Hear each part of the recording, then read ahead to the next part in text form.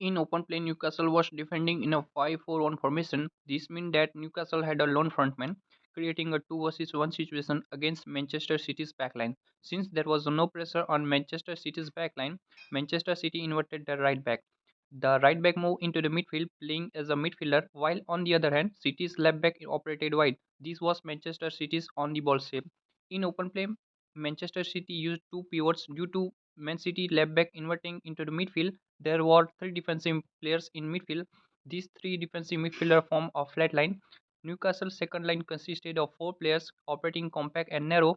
However, you might have noticed that when Manchester City defensive midfielder had the ball, Newcastle midfield was not pressing. Because of Newcastle lack of midfield pressing, City could easily play horizontal passes. But due to Newcastle narrow midfield shape, City struggled to play vertical passes. However, Manchester City horizontal passes were stretching Newcastle narrow midfield, and when Newcastle midfield stretched, Manchester City midfielder were able to penetrate through them. When Newcastle was being penetrated, Manchester City's player operating between the line were receiving the ball easily. Phil Foden was playing in attacking midfielder role and was operating between the lines. He was receiving the ball in these spaces because Manchester City striker and wingers movement were pulling Newcastle's backline deeper, creating some space for him. However, Phil Foden couldn't drive forward directly because the central zone was occupied by three defenders, so he preferred passing to Manchester City winger. As we discussed earlier, Newcastle's midfield was compact, so when Phil Foden passed to City's winger, there was no midfielder covering him. This means that when Manchester City winger received the ball, he was in a 1v1 situation against Newcastle's wingback.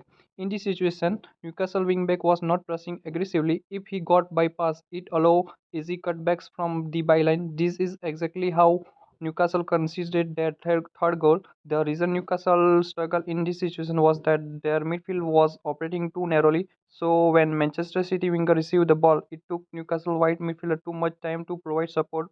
By the time support arrived, Semenyo had already bypassed Newcastle wingback.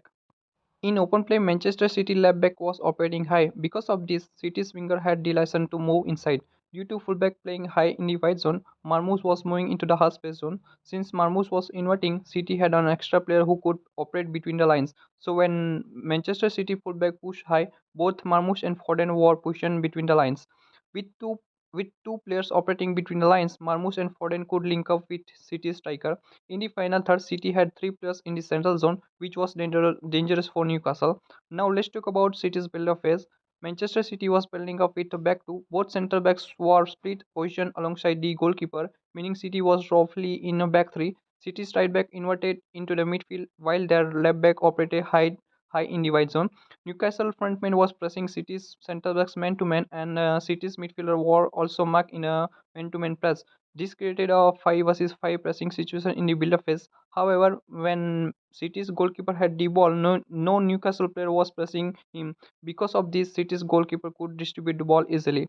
There was a reason why Newcastle frontman was not pressing City's goalkeeper, since City was facing a 5 versus 5 press in the build-up, but their goalkeeper was unmarked. He could distribute the ball without the pressure. To counter this situation, Newcastle assigned their frontman the duty of pressing City's goalkeeper. But when Newcastle frontman pressed City's goalkeeper, one of City's centre backs was left free to receive the back passes from midfield. And when City's right centre back received the ball, Newcastle frontman was out of position, leaving the wide zone completely open, allowing City to progress forward.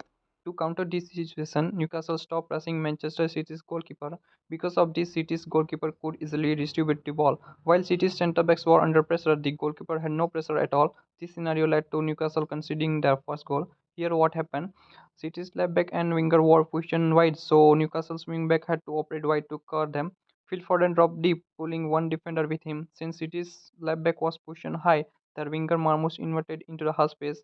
This left Newcastle's central defender in a 2v2 situations against Marmoush and Haaland. When Haaland dropped slightly deeper, he pulled one of Newcastle's defender with him. At that moment, City's goalkeeper played a long ball, and Marmoush found himself in a 1v1 situations against the central defender. This allowed Manchester City to score their first goal.